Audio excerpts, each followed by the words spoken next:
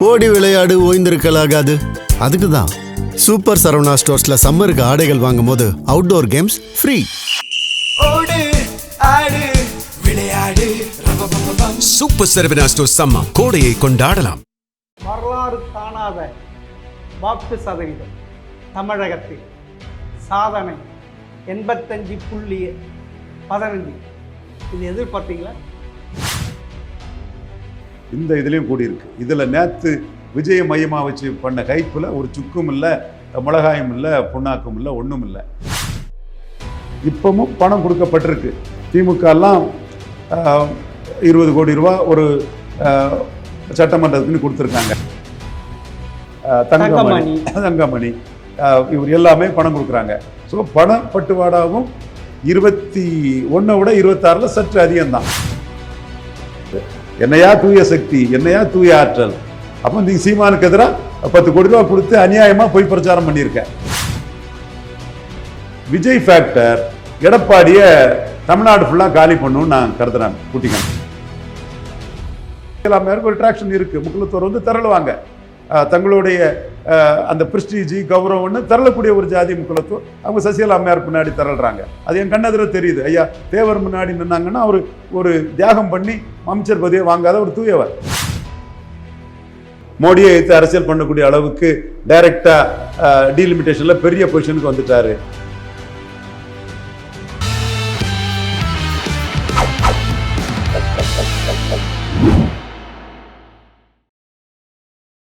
GeM TV நேயர்களுக்கு வணக்கம். அரசியல் திறனாய்வாளர் ரவீந்திர துரைசாமி அவர் சந்திப்பவர்.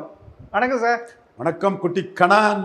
என்ன சார், வரலாறு காணாத வாக்கு சதவீதம் தமிழகத்தில் சாதனை 85.15. இது எதிர்பார்த்தீங்களா? இதில் ஒன்றும் பெரிய மேட்டரே இல்லை குட்டி கண்ணன். வாக்கு எவ்வளோ விழுந்திருக்குன்னு பாருங்க. ஒவ்வொரு 5 ஆண்டுகள்லையும் வாக்கு விழுறது அதிகப்படுது. எங்களோட ரெட்டிகள் நிறுவன தம்பி சொன்ன அந்த டீட்டெயில் கொடுக்கட்டா? தமிழ்நாடு சட்டமன்ற தேர்தல்களில் வாக்குப்பதிவு ஒவ்வொரு 5 ஆண்டுகளிலும் அந்த வாக்குப்பதிவு விதம் வந்து கூடியிருக்குங்கிற புள்ளி விவரத்தை நீங்களும் பார்த்துருப்பீங்க. இது புதுசு இல்லை. நான் 2001 இருந்தே ஆரம்பிக்கிறேன். 2001ஆம் ஆண்டு 2,80,00,000, 2006ஆம் ஆண்டு 3,28,00,000, 11ஆம் ஆண்டு 3,68,00,000, 16ஆம் ஆண்டு 4,32,00,000, 21ஆம் ஆண்டு 4,63,00,000, 26ஆம் ஆண்டு 4,85,00,000. ஒரு 22 லட்சம் வாக்காளர்கள் அதிகம் போட்டிருக்காங்க. ஒவ்வொரு 5 ஆண்டுகளிலும் வாக்காளர்கள் அதிகம் வர்றாங்க. அப்போ கமலஹாசனை வச்சு எவ்வளோ கூடியிருக்கோ அந்த அளவுக்கு விஜய் வச்சு கூடியிருக்கு. அப்படி தானே? நான் முடிச்சிடுறேன். இந்த வாக்காளர்கள் கூடுறதுங்கிறது நியூ ஓட்டர்ஸ் வந்து போலிங் அதிகமாக இருக்கும். அந்த லாஸ்ட் லெக்கில் உள்ள லாஸ்ட் கேட்டகரி இருக்குது இல்லையா, அதுக்கு முந்தின கேட்டகரியும் போலிங் குறைவாக இருக்கும். இது ஒவ்வொரு 5 ஆண்டுகள்லையும் இது நடக்கு. நியூ ஓட்டர்ஸ் போலிங் அதிகமாக இருக்கிறதுடைய ஒரு தன்மையில் ஒவ்வொரு 5 ஆண்டுகளிலும் வாக்களிப்பவர்களுடைய எண்ணிக்கை வந்து கூடிட்டு இருக்கு. இந்த இதுலேயும் கூடியிருக்கு. இதில் நேற்று விஜய மையமாக வச்சு பண்ண கைப்பில் ஒரு சுக்கும் இல்லை, மிளகாயும் இல்லை, புண்ணாக்கும் இல்லை, ஒன்றும் இல்லை. இன்னொரு சூழ்நிலையில் இந்த வாக்கு வீதம் வருதுன்னா இடைத்தேர்தலில் பணம் கொடுக்கறதுனால வாக்கு வீதம் நல்லா வரும். இப்பவும் பணம் கொடுக்கப்பட்டிருக்கு.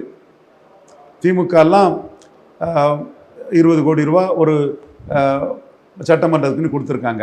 அதிமுகவும் பல இடங்களில் கொடுத்துருக்காங்க. இந்த ஒரு கிறிஸ்டினோடையார் ஒரு லேடி, அந்த லாட்ரியில் சம்பாதிச்சவங்க, அந்த லீமா ரோஸ் அவங்கெல்லாம் ரொம்ப கொடுத்ததாட்டு சொல்கிறாங்க. இது கோயம்புத்தூரில் பெரிய போட்டியாக நடக்குதுங்கிற மாதிரி சொல்கிறாங்க. செந்தில் பாலாஜி, எஸ், ஓகே, செந்தில் பாலாஜி அவர் அதில் பட்டி கலாச்சாரம், செந்தில் பாலாஜி அதில் கரகண்டவர். அவர் பக்காவாக இதாக பிளான் பண்ணி பண்ணக்கூடிய லெவலில் அவர் இருக்கிறாரு. அதுக்கு ஈடு கொடுக்கக்கூடிய அளவுக்கு வேலுமணி, எம்ஆர் விஜயபாஸ்கர், தங்கமணி இவர் எல்லாமே பணம் கொடுக்குறாங்க. ஸோ பண பட்டுவாடாவும் 21 விட 26 சற்று அதிகம்தான். ஏன்னா 10 வருஷ ஆட்சியில் இல்லாதனால திமுக காரங்க 21 பெருசாக கொடுக்கல. இது 5 வருஷம் ஆட்சியில் இருந்தானே அதிமுகங்களும் ஒரு இதை கொடுத்துட்டாங்க. தென் போலரைசேஷன் அது எல்லா காலமும் இருக்கக்கூடியவர் தான். அது ஒன்றும் புதுசாக இல்லை. பணப்பட்டுவாடா முன்னோட அதிகம். 5000 ரூபா கேஷ் டிரான்ஸ்ஃபர் ஸ்டாலின் பண்ணது. இது எல்லாம் இந்த போலிங் விகிதத்தை மெயின்டைன் பண்ணியிருக்கு. இதுதான் உண்மை. விஜய் வந்ததுன்னு நேற்று ஃபுல்லாக பெரிய ஹைட் பண்ணிட்டாங்க. நானும் அதை மையமாக வச்சு பேச வேற ஆரம்பிச்சிட்டேன். அது உண்மை இல்லைங்கன்னு இன்னைக்கு புள்ளி விவரங்களை பார்க்கும்போது தெளிவாக தெரியுது. ஸோ இந்த விஜய் ஹைப்பே கூட கொஞ்சம் மிகைப்படுத்தப்பட்டதாக இருக்குமோ. நானே மிரண்டுட்டேன். சென்னையில் எங்கே பார்த்தாலும் விஜய் விசிலுக்கு தான் போட்டேன் அது இதுன்னு சொல்லும்போது, புதுசாக ஒரு கட்சி வரும்போது போடும்போது நான் போட்டேங்கிறத பெருமையாக சொல்லுவாங்க. ஸோ அதோட தொடர்பு படுத்தி இந்த வாக்குப்பதிவை பார்த்தா திருச்சி கிழக்குலேயும் வாக்குப்பதிவு பக்கத்தில் உள்ள தொகுதிகளோட குறைவு. விஜய் காசு கொடுத்துருக்க மாட்டார்.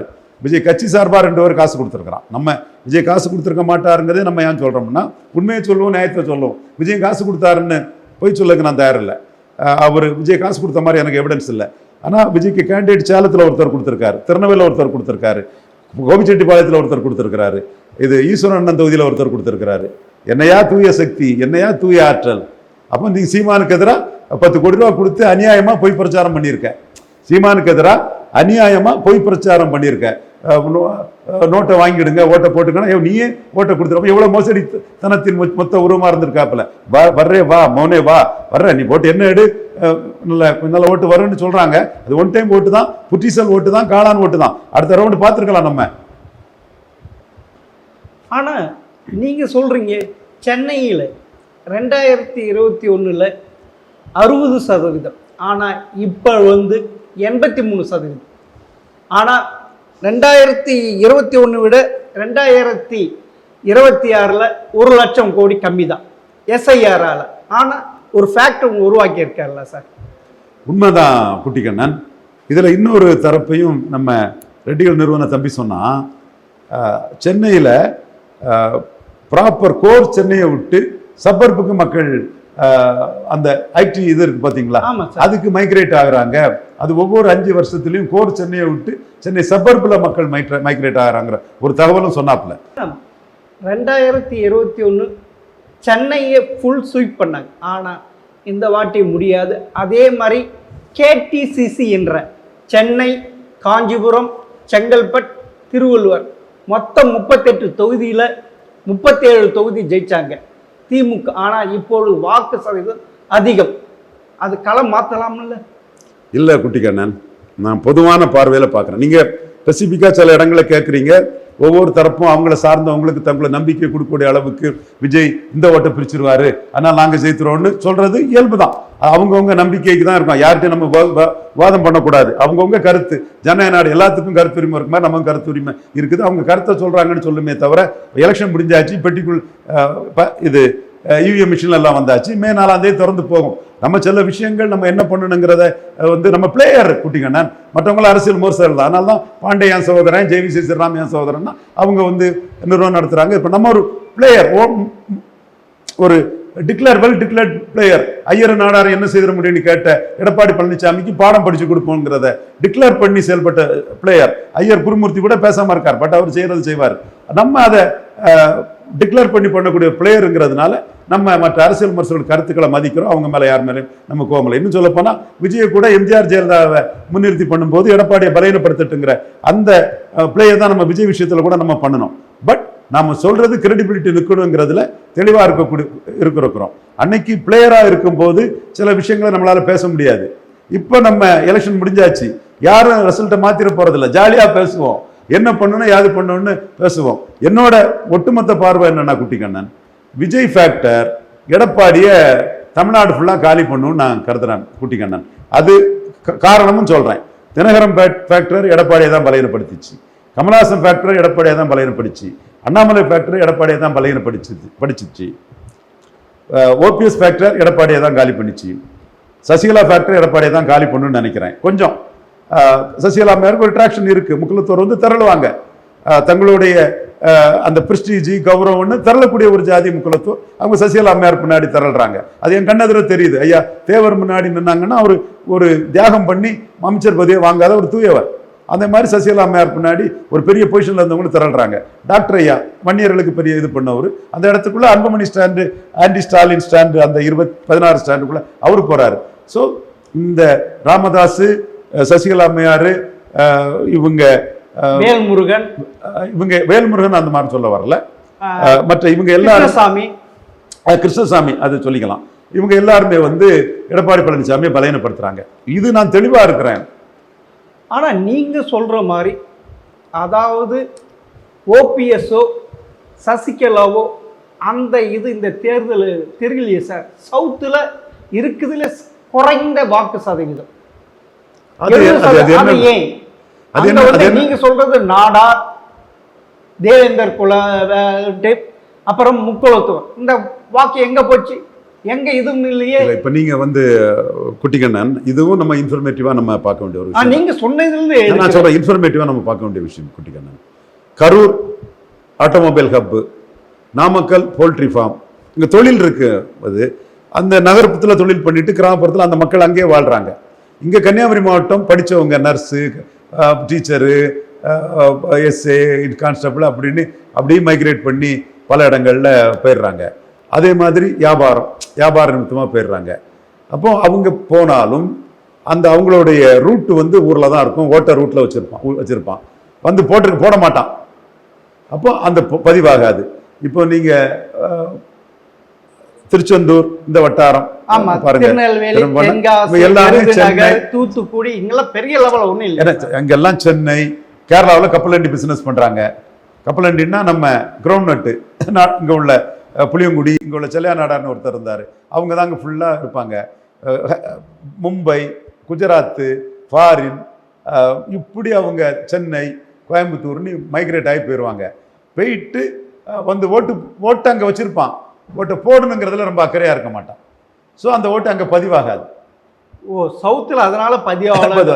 அதே மாதிரி நீங்கள் சிவகங்கை இந்த சைடு எடுத்துட்டிங்கன்னா இந்த சமூக சகோதரர்கள் தான் வந்து Malaysia, Singapore, gulf countries, hotel business, manual labours, இப்படி பெரிய அளவில் அந்த சகோதரர்கள் அங்கே இருக்கிறாங்க.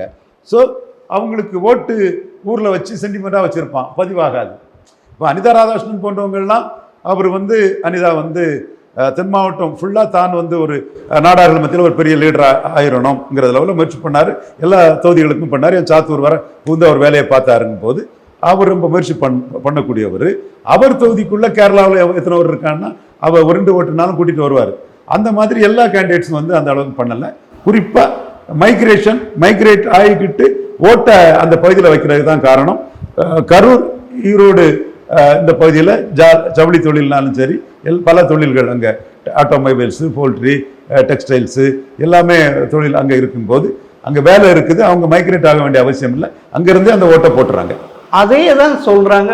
கொங்கு பெல்ட்டில் இந்த வாட்டி நார்த் இந்தியன் அதிகமாக இருப்பதா, அங்கே வந்து இந்த ஓட்டு அதிக சதவீதம் நடைபெற்றிருக்கு அப்படின்னு சொல்கிறாங்க சார். கொங்கு மண்டலத்தில் இதுவும் ஒரு காரணம்னு சொல்கிறாங்க. அப்போனா அது யாருக்கு ஃபேவரபுளாக போகும்?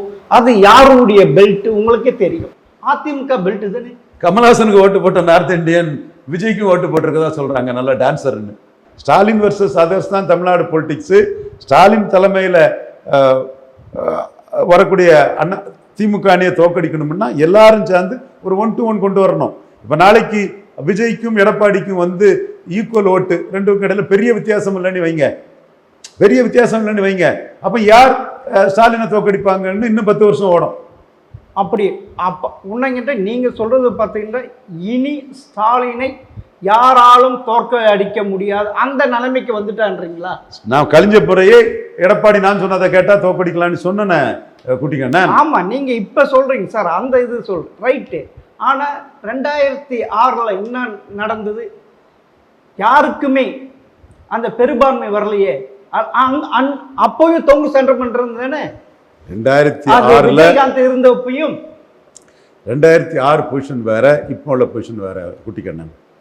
2006 பொசிஷன் வரும்போது ஜெயலலிதா அம்மையார் வந்து 2004 தோத்தாலும் 34 விழுக்காடு பலத்தில் இருந்தாங்க. ஆமாம் சார். அவங்க ஆட்சி அதிகாரத்தில் இருந்ததுனால தோத்ததும் ஆடுகோழி பலியிடுறத விட்டுட்டாங்க. ஆடுகோழி பலியிடத்துக்கு போராடினது நாடார் தான். நாங்குநேரி அந்த பகுதியில் உள்ள ஒரு கோயில். பட் தேவர் போராடினதாட்டு ஃபோக்கஸ்ட் வந்து ஒரு சில இடங்களில் தேவர் போராடலை. அம்மா நீங்கள் பண்ணலாமேன்னாங்க. அம்மாவாது ஆத்தாவலாது எங்கள் கோயில் வழிபாடே முடிக்கிறதுக்கு இந்த ஜெயலலிதா யாருன்னு கேட்டது நாடார்கள் தான். பட் எல்லாமே தேவர் போராட்டம் மாதிரி ஆச்சு. அந்த போராடின மக்களோட உணர்வை மதித்து ஆடுகோல் பலியிடுதல் ஒன்றும் செய்யாது, பலியிடுங்கன்னு ஜெயலலிதா சொல்லிட்டாங்க. அது ஒன்று. மதமாற்ற சட்டத்திட்டத்தை வாபஸ் வாங்கிட்டாங்க. என்ஜிஓஸ் அரசு ஊழியர்கள் பிராபலத்தை இது பண்ணிட்டாங்க. வைகோவை கூட்டணியில் சேர்த்தாங்க, திருமாவளவனை கூட்டணியில் சேர்த்தாங்க. எல்லாம் சேர்த்துக்கிட்டு அவங்க 40 விழுக்காடு வாக்கெடுத்தாங்க. இன்னும் கூட நான் சொல்லுவேன், அன்னைக்கு அவங்க பிஜேபியும் சேர்த்து, கிருஷ்ணசாமியும் சேர்த்து, டி ராஜேந்தரையும் சேர்த்து, திண்டிவனம் ராமமூர்த்தியும் சேர்த்து 4 பேர் பேரையும் மறக்காமல் இருக்கும் பார்த்தீங்களா? சேர்த்துருப்பாங்கன்னா கதை வேற. அவங்க என்ன நினச்சாங்க, கும்பிடிப்பூட்டி காஞ்சிபுரத்தை நம்பி இந்த அலையன்ஸ் எல்லாம் சேர்க்கலை.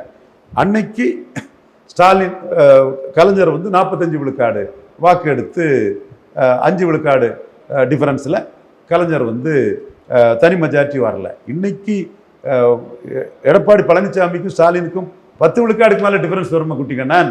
10, அதாவது நீங்கள் சொல்கிறது இப்போ போன வாட்டி 73% வந்து இப்போ வந்து 85% வந்துருக்கு சார். முன்னங்கிட்ட எக்ஸஸாக 22 லட்சம் ஓட்டு வாழ்ந்துருக்கு. அப்போன்னா இந்த கள நிறுவனமே மாறும். சில லட்சங்கள் வந்தாவே கள நிறுவனம் மாறும் இல்லை? அது 5000 ரூபா டைரக்ட் டிரான்ஸ்ஃபருக்காக உள்ள ஓட்டாட்டு பெண்கள் ஓட்டு. பெண்கள் மத்தியில் எம்ஜிஆர் ஜெயலலிதாவுக்கு இருந்த மாதிரி ஒரு பெரிய ஒரு இது ஸ்டாலினுக்கு இருக்குது குட்டிக்கண்ணா. அது உன்னங்கிட்ட நீங்கள் பேர் நீங்கள் எக்ஸிட்டு இவங்களும் பார்த்து கேட்டால் தெரியும் குட்டிக்கண்ணா. அதாவது இருக்கின்ற பெண்களில் பாதி விஜய்க்கு போட்டிருக்காங்கன்றாங்களா சார்? அந்த இது ஸ்டாலினுக்கு போலன்றாங்களா சார்? 4/1 கிட்ட விஜய்க்கும் எடப்பாடிக்கும் இருக்கு, பாதிக்கு மேலே ஸ்டாலினுக்கு இருக்குங்கிறதா புள்ளி வரும் சார். உங்களுக்கு தெரியும், போன வாட்டி 2021 வட தமிழகம், சென்னை, டெல்டா, சவுத்து கை கொடுத்தது. ஆனால் இப்போ அந்த நிலைமையே மாறி போயிருக்கே. தேமுதிக கூட்டணி, திருமாவளவன் கூட்டணி எல்லாம் வட தமிழகம் கை கொடுக்கும், ஒன்றும் இதாகாது. எடப்பாடிய விஜய் பலகீனப்படுத்துவார் கூடுதலாட்டு, சீமானும் பலகீனப்படுத்தினாரு. அதுதான் உண்மை நிலைமை. விஜய் வந்து ஸ்டாலினை திமுக கொஞ்சம் கூட பலவீனப்படுத்தலையா? நீங்க சொல்றது பார்த்தா இல்ல, நீங்க அதிமுக தான் பலவீனப்படுத்துறாங்கன்றீங்களே. நீங்க வந்து அவுட் ரைட்டா 10 தோழி பழனிசாமின்னு எடப்பாடியை நத்திங்னு அடிச்சிட்டாருன்னா அது எடப்பாடியை எதிர்பார்க்கல. எடப்பாடி சமர்த்தர், பெரிய ராஜதந்திரி, பெரிய கில்லாடி. விஜய் மேட்டர்ல அவரு கொஞ்சம் லஸ்ட் ஃபார் பவர்ல ஏமாந்துட்டாரு. ஏமாந்துருக்க கூடாது. ஆனா நான் வந்து விஜய் வச்சு எடப்பாடியை தான் பலகீனப்படுத்துறேன் என்னோட இதெல்லாம். அதெல்லாம் எனக்கு மாற்று கருத்தம் இல்லை. விஜயை பற்றிய மோனே ஒன்ன என்ன ஃப்ராடெல்லாம் பண்ணுவீங்க என்னலாங்கிறது நீங்க என்ன ஓட்டு அடிக்கிறீங்களோ அதுக்கப்புறம் உங்களை பார்த்துக்கிறேன். இருக்கு அதை பார்த்துக்கலாம். பட் எம்ஜிஆர் ஜெயலலிதா, செங்கோட்டையன் சத்யபாமா, லோகேஷ், அது இதுன்னு வளமையா எடப்பாடி பழனிசாமி தான் விஜய் பலகீனப்படுத்தினாருங்கிறது. 10 தோழி பழனிசாமின்னு கடைசியில் நான் தான் ஸ்டாலினுக்கு போட்டி, நீங்க இல்லைன்னு அதிமுக அடிச்சுட்டார குட்டிங்கண்ணா. சார் இப்போ வந்து உன்னங்கிட்ட அதிமுக வாழ்வா சாவா என்ற இந்த எலெக்ஷனு எப்படி சார் கைவிட்டு போயிடுன்றீங்க? இவ்வளவு வாக்கு சதவீதம் அதிகமாக இருக்கே. அதில் ஒரு நண்பர் கூட சொல்லியிருக்கிறாரு, வாக்கு சதவீதம் வந்து நம்ம விழுந்துடக்கூடாதுன்னு அதிமுககாரங்க வந்து ஓட்டு போட்டாருன்னு கூட ஒரு இடத்துல சொல்லியிருக்காரு. நான் மறுக்க வரல. அதே மாதிரி நாம் தமிழர்கள் வந்து நம்ம பலம், சீமானுக்கு பலத்தை காட்டணும்னு வந்து சைலண்டாக ஓட்டு போட்டாங்கலாம் தகவல் இருக்குது.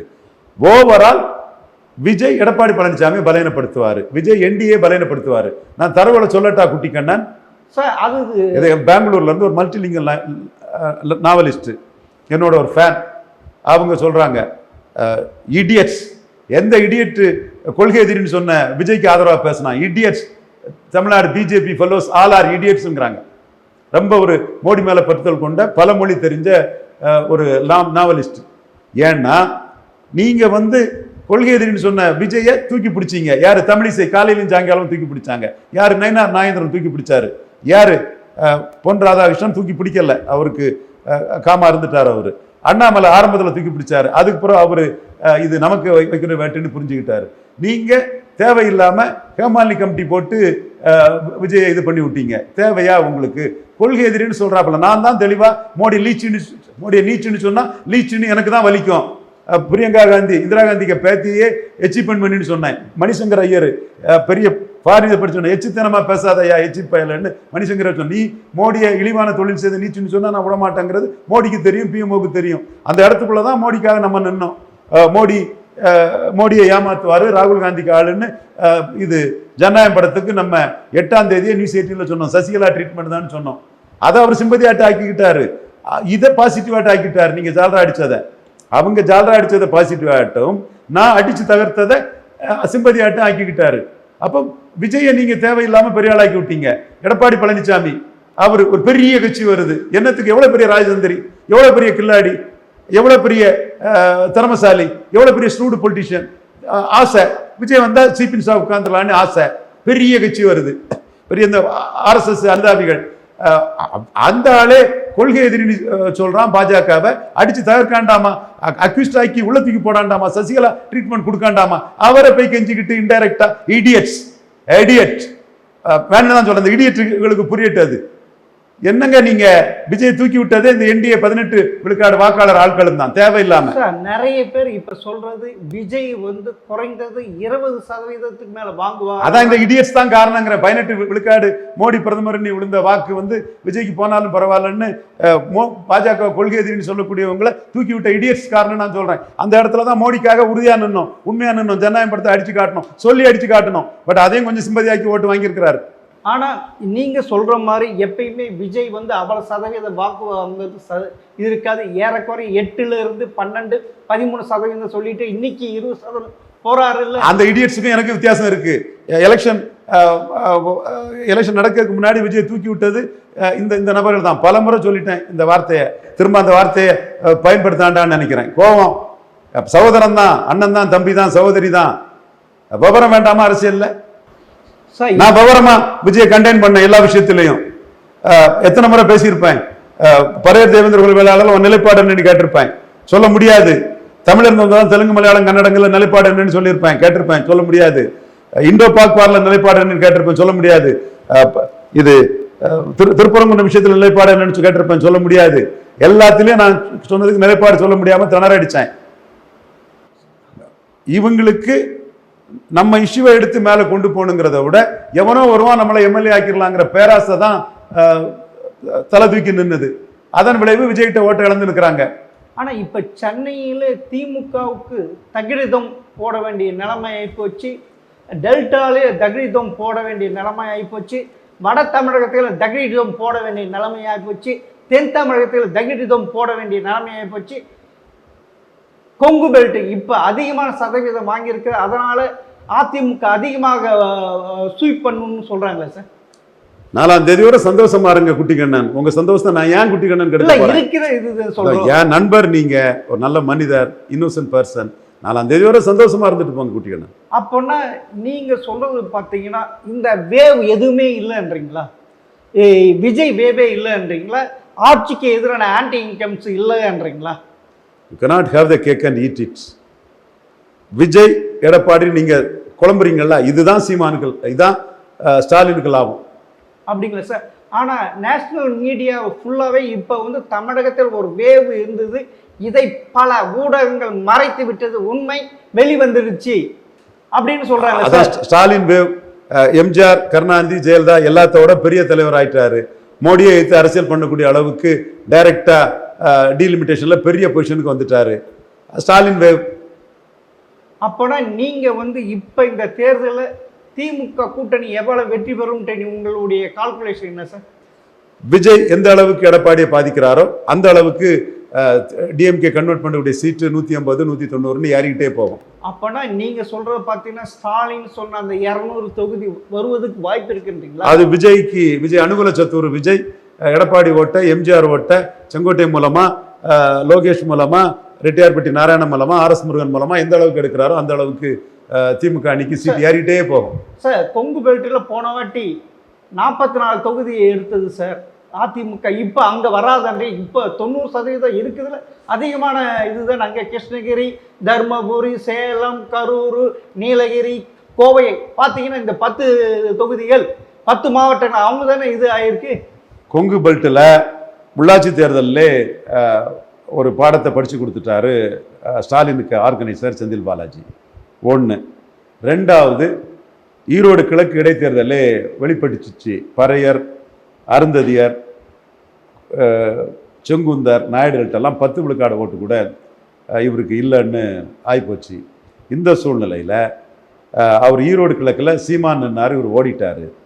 அப்போ இதெல்லாம் எடப்பாடி களத்தை விட்டு ஓடுனது எடப்பாடிக்கு வீக்கு, நிலைப்பாட்டை மாறினது எடப்பாடிக்கு வீக்கு. அண்ணாமலை நீக்கிக்கிட்டு பாஜகவோட கூட்டணி சேர்த்ததில் அந்த ஓட்டு டிரான்ஸ்ஃபர் ஆகாது. இது எல்லாம் தான் விஜய்க்கு ஒரு பாதையை வகுத்து கொடுத்துட்டு. அப்போனா இந்த 2026 சட்டமன்ற தேர்தல் விஜய் தான் யார் வெற்றி பெற போகிறார் என்று முடிவு செய்ய போறாரா? ஸ்டாலின் வெற்றி உறுதி செய்யப்பட்ட ஒண்ணு.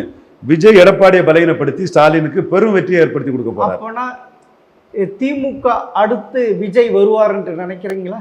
அது ரிசல்ட்லாம் தெரியும். என்டிஏயா எடப்பாடி நின்றுவார்னு நினைக்கிறேன். இண்டிவிஜுவல் பார்ட்டியில் பார்த்து தான் அறியணும். அப்படிங்களா சார்? அது எடப்பாடிக்கும் வன்னியர் வெள்ளாள கவுண்டர் பேக்கிங் இருக்கனால அவரையும் நம்ம அப்படி ரொம்ப லைட்டாக ட்ரீட் பண்ண முடியாது. விஜயும் ஏறி வர்றதாட்டு தகவல்கள் வருது. அது எனக்கு அதை தடுக்கிறதுக்குள்ள எல்லா அரசியலையும் நான் பண்ணினேன். பட் இப்போ தகவல்கள் வருதுங்கிறத நான் மறைக்க விரும்பலை. அப்போனா 2006 எடுத்த அந்த 96 வாக்கு மேலே தொகுதி மேலே திமுக இந்த வாட்டி எடுத்துருமா?